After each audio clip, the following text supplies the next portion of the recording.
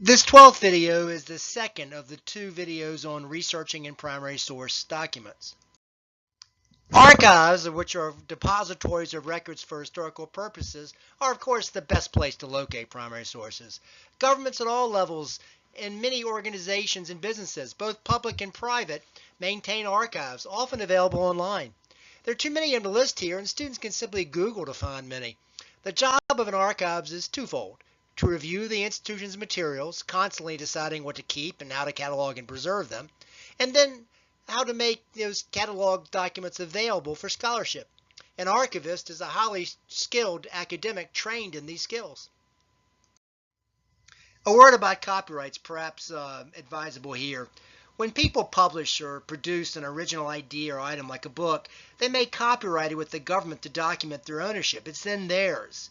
If anyone uses copyrighted material without permission of the owner, they may be subject to a lawsuit. Now, that's why when you use a book that's been copyrighted, you need to cite who owns it, the publisher, and who wrote it, and so forth.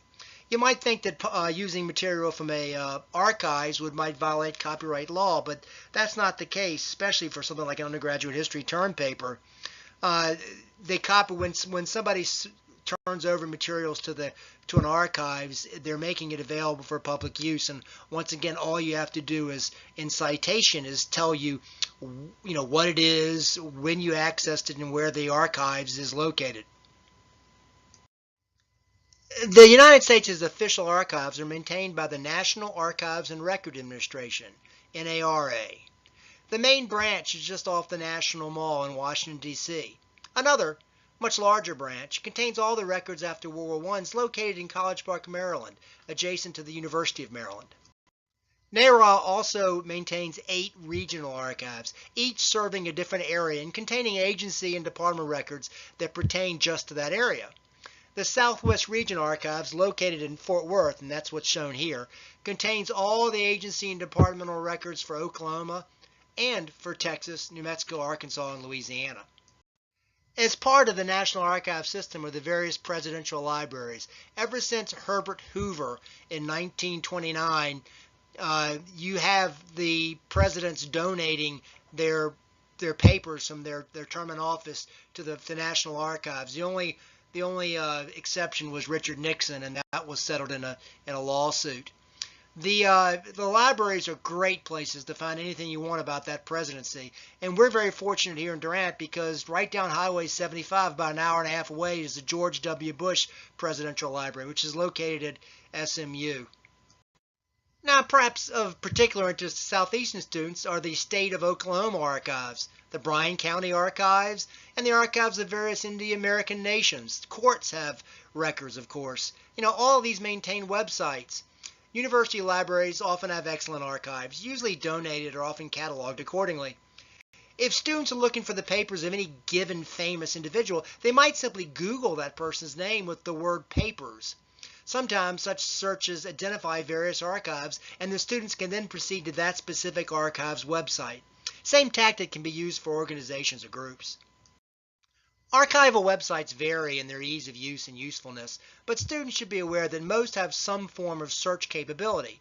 NARA at archives.gov has the NARA catalog, and also has tutorials and guides for online use. There are several ways to do searches. One can structure searches by time or agency or topic, among others. There are many ways to refine searches. While NARA has a lot of full text available online, as do the various presidential libraries, not all the materials can be pulled up full text. The student will have to play around with the site to familiarize himself or herself. As with secondary research, students should be careful to maintain records of what they've done and located so as not to repeat themselves. In a general sense, memoirs are often good primary sources. Published memoirs will, of course, turn up in bibliographic databases, but unpublished memoirs are also great, and they're often located in various archives. A lot of times university libraries have the papers of any prominent individual, and so these are sort of the memoirs that were unpublished. If students plan to research recent or local events, conducting an oral history may be an excellent primary source. A good oral history, however, takes time and preparation, and of course the subject must have first-hand knowledge of the student's topic. To start, the student should contact the subject and inform him or her of the nature of the research, the time of the interview will take, and whether taping or handwritten notes will be document the conversation. It's illegal for one to tape another individual over the phone without the person's knowledge. If a student plans to tape or videotape the subject, it's best to get permission in writing beforehand. This initial conversation should also give the student some broad idea of what type of experience the subject has had, and thus what type of research is necessary beforehand to form more probing and formal questions. After the conversation is concluded, the student does the necessary background work to formulate specific questions to ask and designs an order in which to ask them.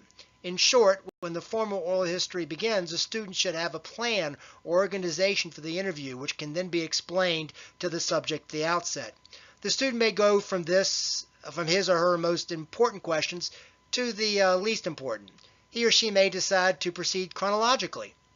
Whatever the planned organization, the student's first questions in any given area should be broad and open-ended, with each successive follow-up question increasingly precise. This allows the student to guide the interview, but also allows the subject to bring up, related points or interests the student may not have, been aware of beforehand.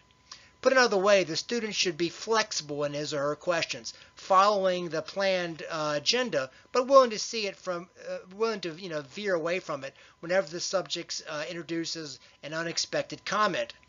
When the student has concluded with all the planned questions, he or she may want to ask the subject if they have ever have anything to ask. Did something get missed? After leaving the interview, it's considered common courtesy for the student to send a note of thanks and a copy of the paper that's finally published. In your classes, your paper's grade will generally depend not just on the number of sources relative to their availability in your subject, but also the diversity of sources. Are you able to locate different types of sources, both primary and secondary, and different types of primary and different types of secondary sources? Did you locate the major articles and books on your subject, or the most obvious primary sources? Did you miss the big book on this subject and so forth? Perhaps you located a source that was very remote and difficult to find, which suggests real effort and ability. Regardless, these are the criteria that are going to be used to evaluate your paper. This includes the video on the second video on researching in primary sources.